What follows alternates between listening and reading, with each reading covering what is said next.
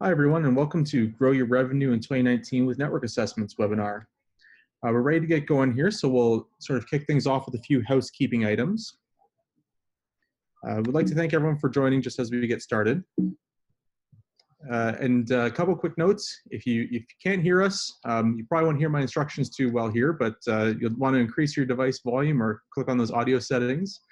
So hopefully you can at least see my screen here and actually make some of those changes. So if you can't hear us, go ahead and increase the device volume or click on those audio settings. Second, if you have any questions throughout today's session, there is a Q&A panel available through the Zoom platform here. So you can use that Q&A panel to ask any questions, and we'll group those together and answer them at the end of the session. If there's anything that comes in that's immediately applicable to what I'm chatting about, we may interject some answers, but for the most part, they'll be answered towards the end.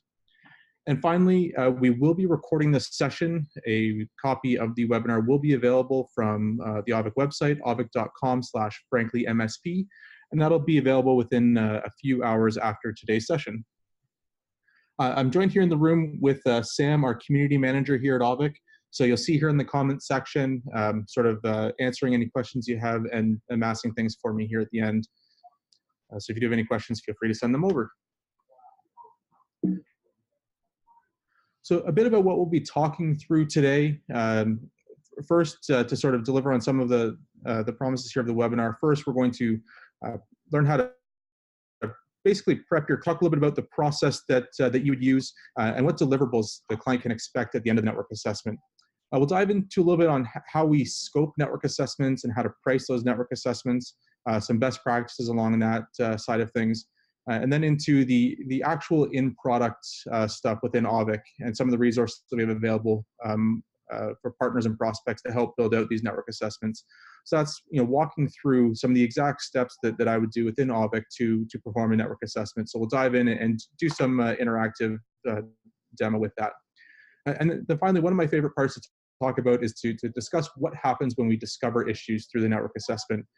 So we'll talk about how to prep the client for what you're going to do when issues are discovered, and also talk about best practices around what you should do if there is major or minor issues discovered during that network assessment. So just realizing here that I haven't really introduced myself yet. So for all those that have met me before at events or maybe seen the name floating around, my name is Steve Petryschuk. I run our systems engineering team here at Auvik. What that basically means is all of our pre-sales account managers and post-sales partner success managers leverage my technical team to help empower you, the partner community, to not only use Auvik to its fullest extent, but also to help grow your managed services business as well. I also lead our training team, so if you've taken any of our training resources, that stuff all falls into my team as well. So definitely a good overview of the product and what we do here at Auvik. From personal background, I spent about 5 years in the channel for an IT security reseller. So definitely lived in a lot of the shoes of a lot of our service provider partners. We were more break fix and resale model at the time, but as things move more towards that recurring revenue, I'm even seeing that former employer move towards that range of things. So that's a little bit about me. Why don't we dive right into the content? So first of all, the obvious question is, why do we do network assessments? Why are we sort of, talking about this today? And probably some of you guys have been looking at in your businesses for quite some time. And I sort of look at it from two different angles. First is a bit about differentiating yourself. So we hear a lot of stats in the industry about how there's, thousands, tens of thousands of different service providers out there. And ultimately, when we go to compete within our local markets, there's going to be competition, and we have to find some way to differentiate ourselves from all the rest of the service providers out there. And so we couldn't differentiate on price. Ultimately, that'll be a race to the bottom. So a lot of the partners I talk to are figuring out different ways to differentiate themselves on value. One of the major challenges with doing that, though, is how to demonstrate that value early on within that sales process. So you need to have some tangible proof that basically that you are different from the next guy that walks in the door the next day. And so we look at this network assessment as one of those components that you can provide to demonstrate tangible value to your clients early on in the sales process to help to differentiate yourself. The other sort of reason to assess up front is a little bit more selfish for the service provider. And that is basically understanding what it is that you are quoting and what it is you are onboarding. We've all seen that not all clients are created equal. There's definitely clients that have invested in IT infrastructure in the past, and others that have let it become more of a cost center. I think every one of us has gone into a client network before, and onboarded that client all of a sudden to find that the gear they told us that they have, they actually don't, or that there's actually a whole section of the network that they didn't tell us about. We had one partner that was leveraging Auvik in one of these sort of prospecting scenarios. And when they deployed Auvik out to this network, they basically had discovered the whole office environment. But what the client didn't tell them about is there was a whole manufacturing floor that also had network infrastructure there. And so just getting that visibility right up front to say, hey, there's this whole other section of the network. Should we be quoting on that? Is that something that we should be including? To start to ask them those questions. Ultimately, what we want to deliver to that client is an accurate quote, an accurate proposal, but something that we know we can deliver on, and sort of come into that agreement with eyes wide open. The other great thing about doing that assessment up front is it actually can get the client to put a little bit of skin in the game as well. So we look at the network assessment as both a prospecting tool, an onboarding tool, but also as a bit of a revenue driver. We'll talk a little bit more about this later about how to price and what sort of the different pricing methods are. But basically, at this point, if we're able to put a price tag on the assessment, we're going to get the client to commit a little bit more to our services, to our practice, and it gets them to invest a little bit more upfront. So the exact time and the exact price, those will vary market by market. We'll talk a little bit about the different strategies around that later, but definitely a good opportunity to generate a bit of revenue upfront. So we did talk about this a little bit about using the network assessment to help demonstrate value and differentiate yourself. I shared one story about the network visibility providing visibility into the manufacturing floor of this client environment that the service provider didn't even know existed. We have another partner that uses this more from a show and tell perspective, and we'll talk about this a little bit later. But another powerful thing is using some of the visuals, some of the graphics, some of the results of this network assessment to actually bring back to the client to support with evidence some of the things that you're recommending. So being able to pull up, a network topology map, being able to pull out an entire inventory of devices and show to your client during that prospecting phase, during those sales meetings, there's a lot of powerful messages. The specific service provider I'm speaking about, based in Texas, actually will bring the Auvik map up, and whether he's white labeled it and it not necessarily saying, hey, it's Auvik under the hood, but he's able to demonstrate, look at the visibility that we get into your network infrastructure. Is your current provider doing that? And 9 times out of 10, the answer is no, they're not. So finally, we'll hear a little bit about this from one of our partners here, Martin Haynes from the UK. But basically, using we can all say to a client, hey, we need to replace a switch or we need to replace a firewall. But sometimes it's the actual evidence and showing that firm results on paper that really gets the client to buy into your ideas. So let's go ahead and just listen to Martin here for a second. Another thing that Auvik's great for is a sales tool. For instance, it will be able to tell you if certain network equipment is no longer fit for purpose. We have cases where clients may be running old, outdated switch gear. Nowadays, you can't just tell someone that equipment is old and outdated. You have to be able to build a business case for it. So using Auvik to be able to give statistics and graphs and information directly to the client, you can show them that actually the current infrastructure that they have might need changing, developing, moving along the way. And they really appreciate that help and guidance. Yeah, so just to reiterate that, sometimes it's one thing to tell the client, hey, we need to replace your switch infrastructure, but having the data and the evidence to support that definitely makes the business case stronger, and ultimately can differentiate you from the next guy that's driving up in the truck that may have the similar recommendations, but not necessarily the data to back that up.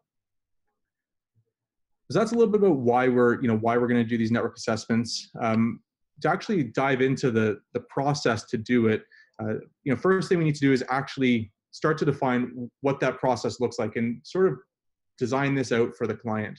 So at this point in the game, we'll want to define the project scope with every client. And you may have your standards for your network assessment process, but realize that you may have to change a little bit about the process here in the scope, a little bit client by client. So before we get started, what we really want to do is understand, exactly what we're going to deliver to that client in the end. We could deliver, just an in-depth conversation of our findings. That's sort of, I would say, phase one of that process. We'll probably also want to include some sort of in-depth report, right? Whether that's a 100-page template would probably be a little excessive, but some material to back up that verbal conversation that we're having. Maybe the delivery is, as we talked about earlier, a live demo of that environment that we've mapped out, we've discovered, and show them some of the results that we're already seeing within Auvik. So defining the expectation with the client of what exactly you'll deliver to them early on in the process is definitely important. So next, I alluded to this a little bit earlier. It's what do you do if issues are discovered? So you want to be prepared in this situation to give a little bit, but not give it all, right? There are definitely some findings within a network assessment that you'll basically say, I need to fix this right now because this is such a glaring issue. You don't want to fix every issue though, because if you start walking down and fixing everything, well then what's sort of left on the table, right? You've now just provided a lot of services for a minimal cost. So understanding and defining that scope of what sort of things you're going to fix if you've discovered it as part of this assessment, or if you'll fix anything at all, right? Maybe it's just the kind of thing where you report back on findings, but not actually make any active changes. I'll talk about my recommendations later. I always find that it's useful to do a couple of fixes in that network assessment process. It helps build the client rapport, gets them buying into your services, and as well shows them some of the results of your work as well, not just here's the report, but here's our techs actually executing on some of these recommendations. So I'll talk a little bit more about that later. And then finally, how much it costs, right? So that's something that we should lay out early on in that process. You don't want prospects coming back later understanding, one price and then you invoicing on it the next. But we'll talk about the actual models in a little bit. So before I dive down into the actual steps, one thing I will mention is that we do have within our resources on our partner portal and within our ROI kit, and I'll communicate some of these links later, we do have a guide on how to slam dunk a network assessment using Auvik. And so this is a step-by-step guide that we've put together for leveraging the information contained within Auvik to provide that feedback to your clients. I will sort of comment here about, the focus of this assessment is really on the network infrastructure. So when I take a step back and look at the whole idea of network assessments, different people have different definitions of what that means. And I don't think that there's many of them that are wrong. I see some people talking about network assessments that are very server and workstation focused, diving into application level visibility, server versions of software that are running. And that's definitely an important visibility to get on the network. Where this is going to focus more is on the actual network infrastructure, focusing on the firewalls, the switches, the access points, sort of all that glue that holds the endpoints together. That's really where the Auvik sort of shines, and it's one component of what I would call a sort of total client assessment. So when I talk about network assessments, I'm really focused on the network infrastructure, but not discounting the fact that there are other tools out there that provide great visibility into other infrastructure like servers and applications that would be important things to scope out as well as your prospecting. So jumping into some of the actual steps that we'll fall through, my rough steps to provide this network assessment are, first off, to deploy Auvik, to get some visibility into that network, to actually do the initial discovery, find the things that we haven't found before. Next, we're going to dive in and do, a little bit of sort of, I would say, inventory investigation. So understand what the device inventory looks like, get rough counts on network devices. Then we'll dive in to start looking for old and outdated hardware and software. So things that may have been put on the network many moons ago and have long since been forgotten. we'll start to export some of the network topology, so including some of those diagrams within that client report to help give them visibility into how things are logically and physically set up within the environment. We'll dive into reviewing some of the performance results and the alerts that have actually occurred. I probably should mention, when I deploy Auvik, I typically deploy it for about a week's worth of time to start collecting some of these performance results and alerts. Now, if you have less time, that's okay. Even a few hours is great. But deploying over that full week, I can get visibility from that Monday morning right to the Sunday night to basically see the behavior of the network throughout that work week cycle. And next, we're going to do a quick review for misconfigurations and perform what I would call a very quick, access level security analysis, looking at things like credentials, whether they should be updated, rotated, if they're using defaults, things like that. So that's a lot of the recon, right? That's a lot of the information gathering. Then we move on to more of the sort of assessing phase, where we'll take a lot of that information and start to make strategic recommendations. Look for any of those quick fixes that I would recommend that we start to look at fixing within that assessment process. And then finally, putting together that final quote, winning the prospect, and moving on, saving the day. So with that, I'll sort of comment quickly on our network assessment report that we have included, and then dive down into the actual steps within the Auvik dashboard. So similar to that 12-step guide, within our collateral that we can share with both partners and prospects, there is a network assessment report template that basically walks through a lot of the details that we'll talk about here within this session. So this report is really focused on the information that we can sort of grab from within Auvik, and I encourage the community to use this really as it sort of stands as a template, build on it, customize it. If you see other things that should be added to it, absolutely add them in for your own clients, and this may vary client by client. I always say, if you're starting with a blank slate, it's very difficult to get going, but we're giving you a starting point here that you can take a bit of a running start to. So with that, let's dive in and take a quick look at starting to use Auvik to collect some of this information. So I'll switch over to my environment here, and I'll just clean up some of the Zoom stuff that's going on. So everyone should see the Auvik dashboard here within the Zoom meeting. So as you can see, we've deployed Auvik here on a network and discovered a fairly extensive network.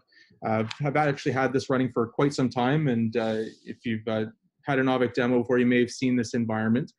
So we'll start to talk about some of the specific deliverables at this point. But before I do, I did talk about the network assessment as well. So I do have that open here. And as you can see, this network assessment template is something that you can download.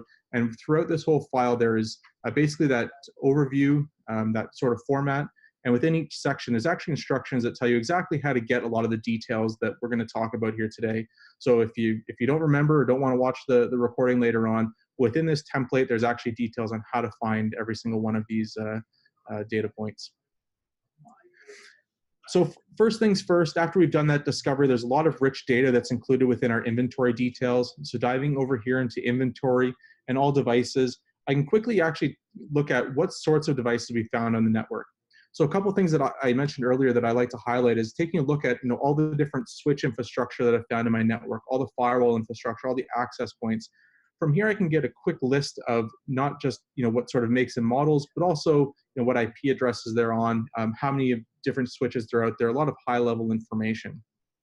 As well, if I click this export button up top, we can actually export a very detailed report with this information, as well as others included. So before today's session, I actually pre-downloaded this report from just a few minutes ago. And within this summary, there's actually a lot more detailed information. So diving over into the devices tab, here I can find details about things like device names, IP addresses, along with serial numbers, firmware versions, software versions, all that type of information if that is included. So what I might do here is I might take a quick look and highlight some of the specific vendors that we found. Here we can see there's a good mix of vendors within this environment, so definitely a good finding. Having 15 switches on a network is probably a bit of overkill given this is sort of a lab environment. There's a good mix of infrastructure. We can start to develop some sort of view of the inventory and start to develop some findings on that front. The next thing I'll do, I guess I'll stop short at that point of actually going into software versions, firmware versions, see if they're out of date, but sort of just commented on the overall infrastructure. Next thing I'll probably do is dive into some of the network inventory to see what sort of network device or what sort of networks are configured out there. So some things I would look for in this list are things like /16 networks here at the top. These are definitely, in older networks, they're used pretty extensively. Networking best practices suggest today that they're probably not the best to have a broadcast domain of that size. So we can start to understand if these are things that need to be cleaned up and what the priority of cleaning those things up are. I may also look for things like public subnets. So you can see down here I have a public IP address range.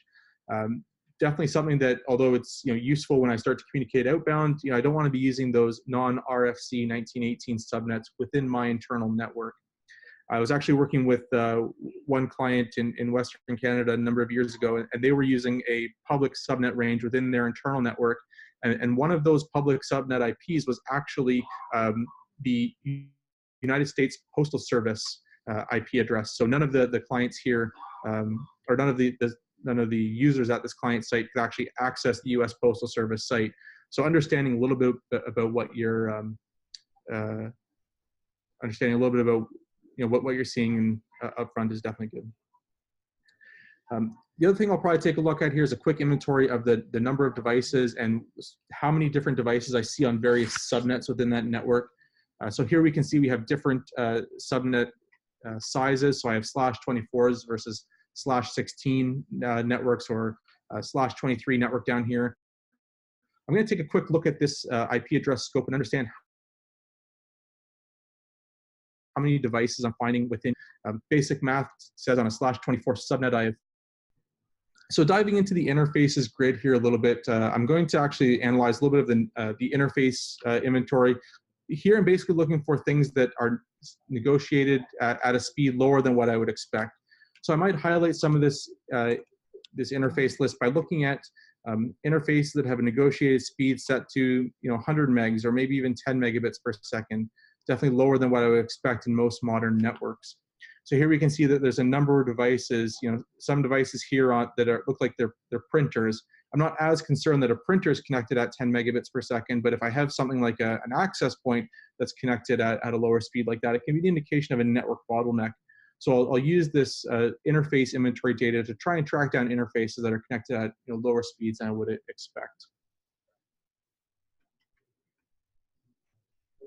So next step is to really start to look for old hardware, software, firmware, things that probably should be updated. I'll quickly jump back into our export here to look at some of this data. So one thing I might do is pick on specific vendors, ones that I'm familiar with, ones that maybe I'm not familiar with. Here we'll highlight Cisco devices here because there are a number of them in my network. Through this inventory detail, I can actually see what software versions and firmware versions these devices are running. Just to pick on one example here, looking at my ASAs, I have two at the bottom. One is running a version 9.8.3, another one 8.2.5. It's clear to see even from these results that one of these devices is wildly out of date and would definitely be a recommendation that I'd want to include within my report. If we're not sure what the most recent or the latest and greatest firmware versions are, you can navigate to those vendor sites, the vendor websites, and either look up via serial number or based on a hardware version, what is the most recent firmware available to that device. Another quick thing we can do is just take a quick look at the make and model inventory to understand if there's apologies, it just looks like the screen sharing didn't pick back up after I connected back in. Yeah, so inside as I was just saying, inside this export here, we can see that we can look at the make and model inventory to understand if there's anything wildly out of date. Are we still using 2800 series routers? It's not very common model anymore. Maybe that's something that I need to look at replacing. Or if I go into software versions and firmware versions, just to illustrate that point that I was just making earlier, that I can see that one device, one ASA running a wildly out of date software version compared to one of the more recent ones on the network.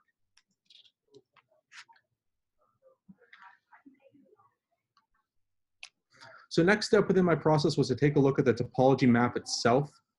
So we looked at the topology earlier on, but this can be something that's very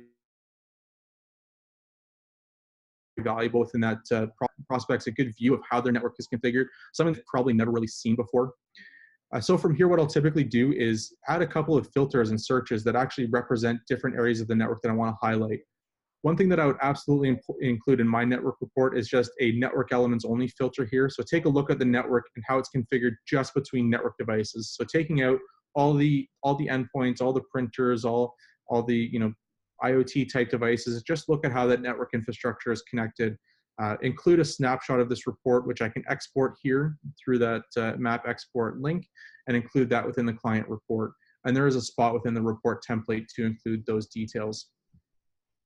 We also might highlight other areas of the network that are relevant for that client. So if they have one specific, say, lab environment, or we talked about the manufacturing floor earlier, I can highlight some of those specific areas of the network and include network maps specific to that area. So I always like to include a couple different views of the network and include details that would really resonate with that client. I'll also use this opportunity to look for things like unmanaged switches. So finding little clouds inside the network infrastructure, like this device over here that says, it looks like we found that there's a switch that may not be managed out there in the network. This is great to find things like a switch hiding under someone's desk, or it might be a managed switch that you just don't have credentials for. So being able to discover those and onboard them. So we'll look for that within the topology map as well. So that's all the kind of information that I can collect right from day one, even if we haven't had Auvik running for hours or a week yet. The next phase of this assessment is to really look at some of the network it is performing, if there are optimizations that can be done. So that I would typically recommend to wait, minimum a few hours, but definitely, that having that week worth of data is very valuable. So a couple spots that I would look are under documentation and reports. There is a network device utilization report that basically provides visibility, whether it's over the last few hours or the last week, of how that network has been performing.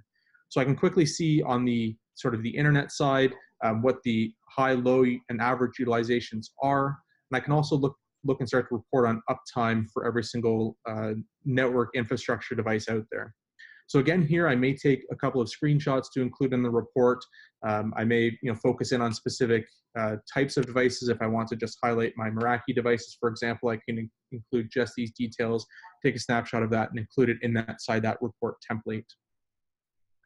The other thing that I want to check on is look at how the internet, the WAN link is performing, not just from a utilization standpoint, but a performance.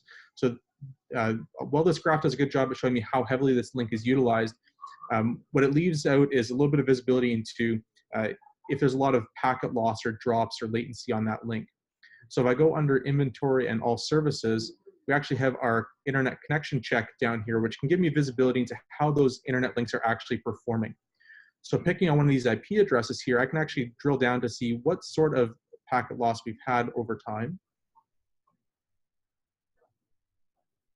So if I've been losing a ton of packets here, we can see it jumps up to a 20% packet loss for a minute.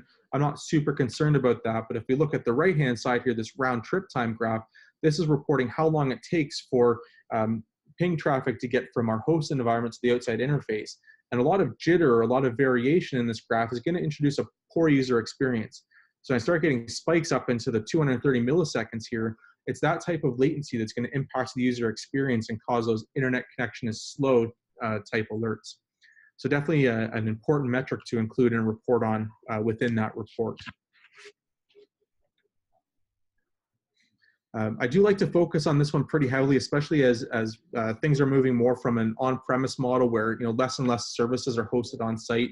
More things are hosted within different cloud-based environments, whether it's line of business applications like Salesforce,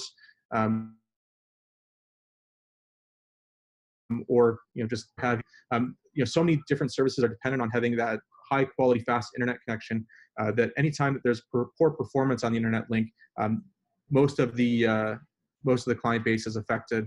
I know even just here at Auvik, whenever we have an internet outage, everyone just sort of looks around, takes 2 looks at each other and goes, well, I guess we're going to work from home. And that's a lot of time lost during that day. So definitely an important thing to pay attention, not only during the initial assessment phase, but also on an ongoing basis. The other thing I would suggest focusing on here as well is doing a little bit deeper dive into the firewalls within each client site.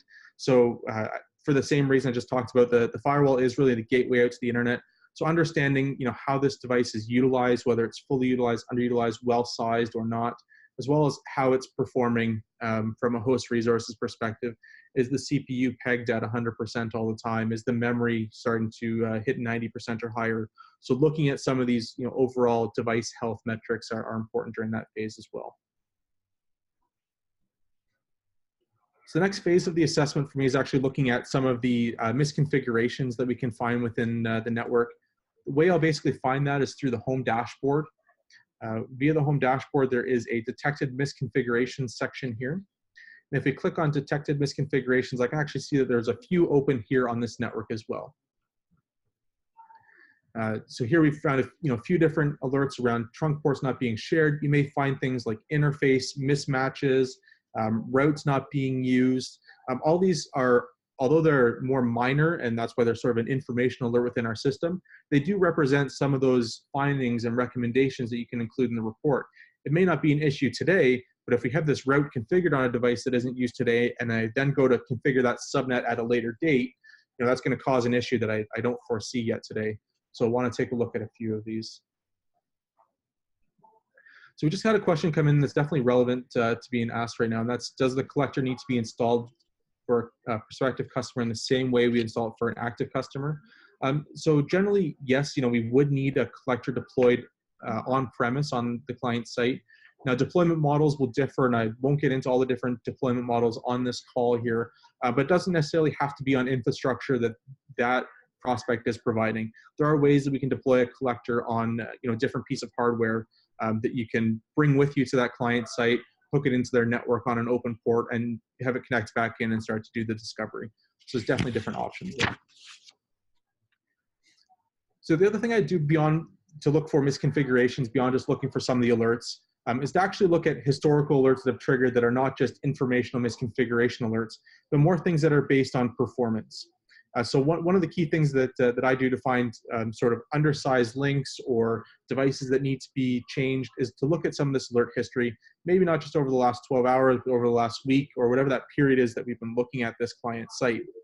So within this historical alert view, I'll find things like network devices coming online, offline. This is just a sample of what we're seeing in our network. But we may find things like CPU utilization is constantly spiking on one of my network devices. I think I actually have that within my network if I go back far enough here. We may find that a high interface utilization alert is triggering way more than I think that it should. This device may be coming online, offline, so we can start to look for some of those devices that, although the symptom maybe it's going up or down, there might be more of a misconfiguration there that we can dive into. We'll also find things like packet errors, packet discards that may indicate things like damaged cables or a network interface port that's starting to fail. We also find things like high broadcast alerts that are sort of the precursor to a broadcast storm, or one of those low and slow ones that's affecting performance but not necessarily taking down the network. Basically, if there's ever a network device, core network infrastructure device triggering one of these alerts, it's definitely something that I would want to dive into on one of those assessments and start to answer the question, why is this alert being triggered, and go from there. So the last in Auvik thing that I dive into is to look a little bit more at sort of a light security analysis where we'll actually focus more on the credentials that are being used. This is by no means going to dive into different vulnerabilities and vulnerability scans or anything like that on the network, but it's more looking at how are devices configured and can they be configured in a better way just to take care of some basic hygiene from a security side. So with that, if I go to Discovery and Manage Credentials, I can dive into the SNMP credentials section or the login credentials and basically look to see if there are devices using default community strings like public or private. And here there's a number of devices that are using those defaults. And although that's great from a network discovery, it makes it easier for us to do our job. You as a service provider would want to make some recommendations to be changing these as we onboard that client so that, I guess, first of all, the next person that comes in can't do the same thing, but also so you're tightening up that security posture for that client as well. So. As well, we'll want to dive in and look at things like login credentials. So similar concept where we have devices that are configured with admin or Cisco, common defaults, or if you even see something like I have here where a whole bunch of devices are sharing one common credential. these are definitely actionable recommendations, because if, although it's great for our manageability of these devices, if someone wants to get their hands on those credentials, they can spread pretty far and wide using that single credential. So we'd want to look at this and make some recommendations about making some changes. So we did have a question come in around without, so some of these metrics we're talking about using credentials like SNMP and login credentials. It's one of the information are able to perform the assessment. So obviously, to get this kind of deep visibility into the network, we do need some information from that network. So we would need services like SNMP, like SSH enabled, and we would need credentials to be able to collect that information. I find for the most part, if we are out there, even in a prospecting phase, most of the time that prospect is talking to you for a reason. They're interested in exploring other service providers. So more often than not, they'll look to you and will provide you with these credentials. One thing I will use Auvik to do is also start to generate a question, I would say more or less a question list. So using some of these discovery banners across the top saying, hey, if SNMP is enabled and I don't have credentials for these 3 devices, I can go to the client and start to ask them for some of this information. So even if we don't have that credential list, we do have the right questions to ask them to help complete the assessment. If they're not willing to share some of this information with you, if it's sort of one of those situations where they have a current provider or an in-house staff, this can be a little bit more complicated conversation to have, admittedly. So happy to answer that or elaborate that on more in the Q&A session if there's still questions on it. So with that, that probably wraps up most of the information that we would be collecting from within the Auvik dashboard for that report. Just again, a reminder, we did talk a little bit about the network assessment report template. So all those different details that we've talked about are included within this report template. And if there are other items that you'd want to add in here, I mentioned earlier, including some visibility into servers and applications, those are absolutely things that you can add in here. And it may just be on a assessment by assessment basis based on what that scope was that you originally communicated outbound. So diving back into the slides a little bit, I mentioned earlier that one of the key deliverables that some of our partners use is actually a bit of a show and tell time. Taking some of these findings, not just documenting that 10-page report that we have that template for, but also bringing that report to life, right? So bringing this assessment back to the client, doing a show and tell, bringing them to the dashboard, showing them with a real-time view of their network some of these findings. It helps bring it to life and helps them relate a little bit more to it, even if they don't understand some of the technical nuances. Having some of those visualizations and some of that data to support your recommendation will definitely help win that business overall.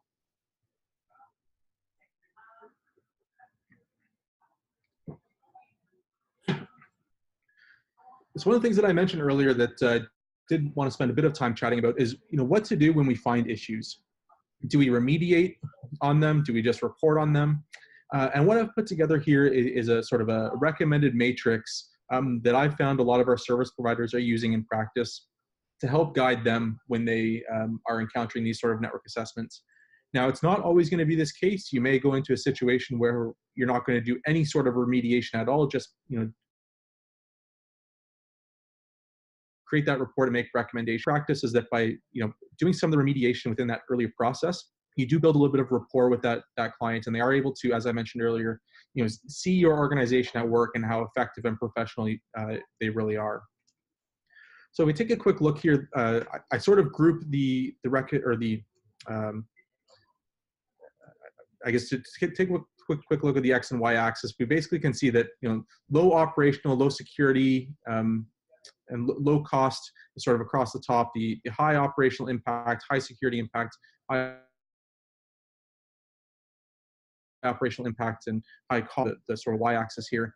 And when I look at this, I basically say anything that's going to have a low cost to the service provider to fix, and it really doesn't impact the client, it doesn't need any downtime from the client, but it's going to have a huge benefit to their business, where it's really going to improve their security posture. These kind of things up here in the top right, those are the ones that we're going to look to remediate.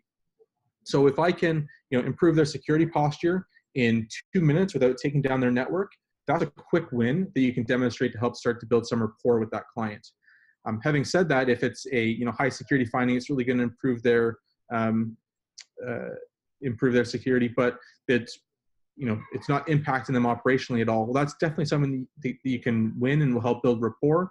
But because it's not urgent, I wouldn't necessarily make that fix up front, but we can definitely recommend it in the report. Things that are going to cost you a lot to fix, maybe depending on the size of the client, the size of the opportunity, I may want to remediate some of these at some point. But if it's really going to be a high cost to you to fix, that's probably not something you want to do until you've secured the business. So use this as a rough guideline. Ultimately, there's no hard and fast rules. That's why it's important to set some sort of expectation like this early on in that process, so that when you are out there scoping that project, what you're going to do about these findings are communicated very well to the client base. So I do see lots of questions coming in, so thanks for that. We'll definitely get to them in a few minutes here. The last thing that I want to talk about really before we get to that is a little bit about the pricing side of things. So we talked earlier about how a lot of partners can leverage network assessments as a revenue driver, but it is sort of a prospecting tool and a revenue driver. It's a relationship builder. Ultimately, the question comes down to, should we charge for it or should we not? We're definitely firmly in the camp of yes, we should charge for it. Ultimately, there is a value of you as a service provider going into this client site and providing them some actionable recommendations. If it was purely just a prospecting engagement, hey, I want to come in and do some discovery and then put together a quote, there we're going to start to question whether there should be a cost to that. But because we're including actual recommendations, there's some IP in there. There's definitely something that's worthwhile charging for. So how do we go about doing that? I would say I see kind of two different models that our partners have communicated to us. Very basic. If you guys have probably seen this before in your pricing models, sort of the old time and materials thoughts. Do a cost plus model, measure the number of hours you're going to be spending times your hourly rate, and that's the cost of the engagement. I would say this is probably the most common model that our partners use, anywhere from a day to 2 days for most average size clients. If they're much larger client sites, then obviously that price tag would go up, but that's typically the ranges that we see. The other model is obviously going down into sort of the value model. Who cares how much time you're going to be spending on it, but what's the perceived value of this assessment? The reason a lot of partners shy away from that is because it's really difficult to understand what that perceived value really is. And how do we establish that perceived value? It's going to be different for an inbound lead, someone who came to you asking for your service, versus an outbound where it's more of a prospecting and, hey, we're going to do this network assessment for you, right? So that's going to change the perceived value, and definitely something you'll want to sort of take into consideration as you're pricing it. I would say that's the reason that most people go for the cost plus model over the value model, is that it's a lot easier to measure the effort than to determine what the perceived value of that assessment is to the prospect. To the last point on the slide here, I think independent of whatever cost model you see, what we do find is common across our partner base is that they'll look to actually credit this network assessment fee back to the client as part of either the ongoing costs or the onboarding costs. So although it is a bit of a revenue driver up front, there's really low risk to the client when you're positioning it, hey, we're going to charge you this, but if you come on board with us as your service provider, it's something that will sort of be credited back to you as part of that process. Definitely better for optics, helps reduce the risk of engaging you in that network assessment. And so it also helps you sort of get one foot in the door. So we do see a lot of people crediting that back.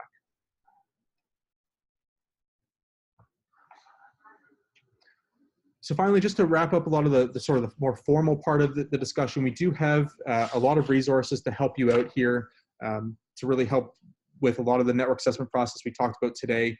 We have our prospect pitch and sell kit, which I mentioned a couple of times over the webinar. It's available via a couple different ways. Current partners can actually grab the prospect pitch and sell kit off of our partner portal. For any prospects on the line, you're actually able to get this kit just by emailing roi@auvik.com. It'll include things like our sample network assessment report, that how to slam dunk a network assessment guide that we more or less walk through today, along with some other web assets, and a whole basically prospect pitch and sell guide right over here at the beginning. So a lot of resources that are available to help you. And if you're not able to find any of those, please reach out to your partner success manager. So finally, we did mention earlier at the beginning that there will be some questions here, so we'll take those in just a couple of minutes. If we don't get to your question during today's session, feel free to contact your partner success manager. They have a lot of these resources available to them, and they can also engage myself and my team in answering some of those questions.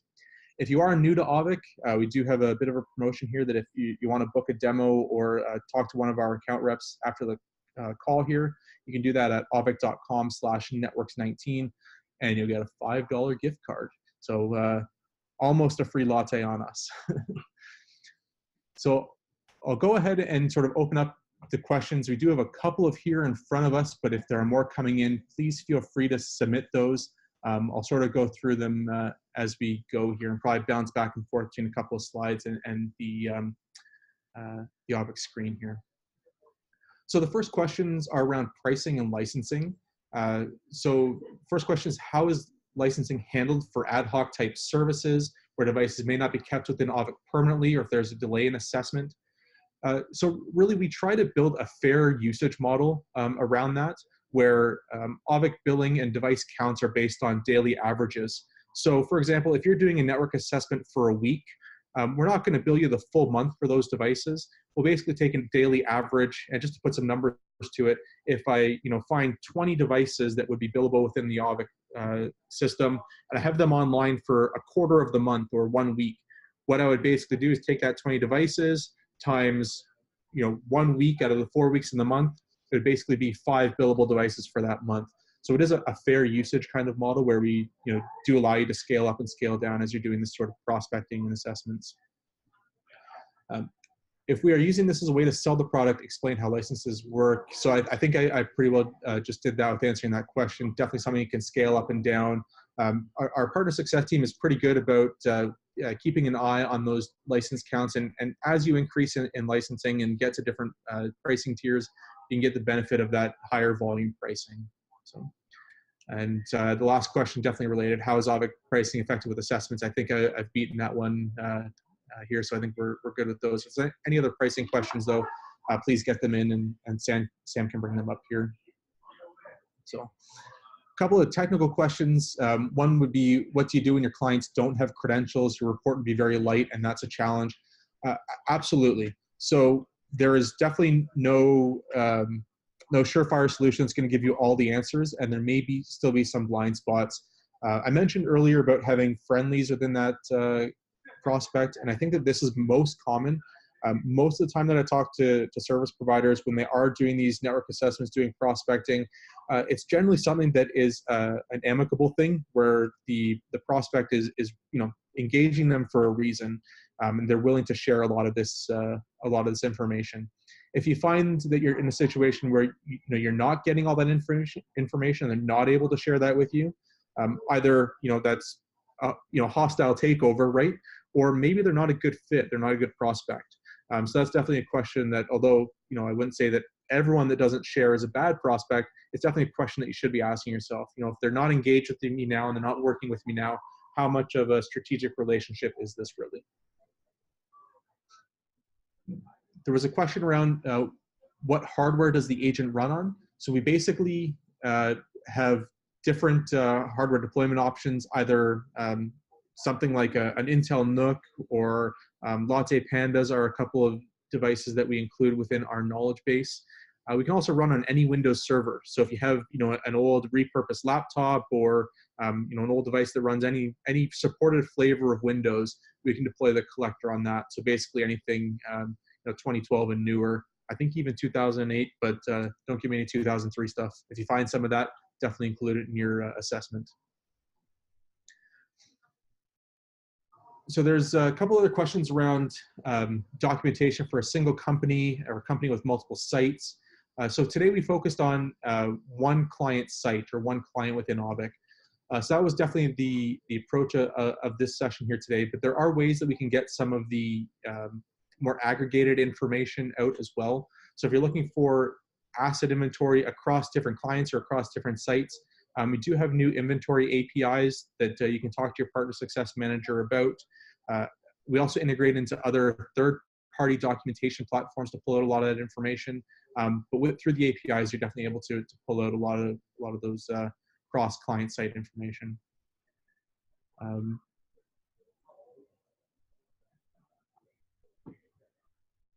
have another question here about guest Wi-Fi, and I'm not sure I know all the details on that, so maybe if you want to elaborate on that through the chat panel, or we can follow up. Sam, maybe we'll follow up after on that question.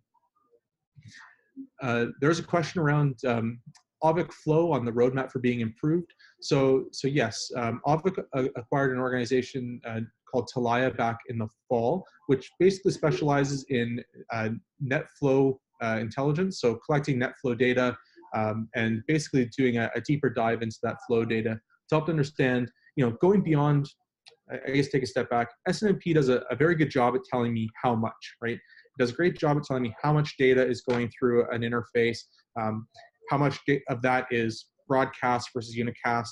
What it doesn't do a good job at telling me is what is that traffic and who is that traffic. And that's where NetFlow really comes in.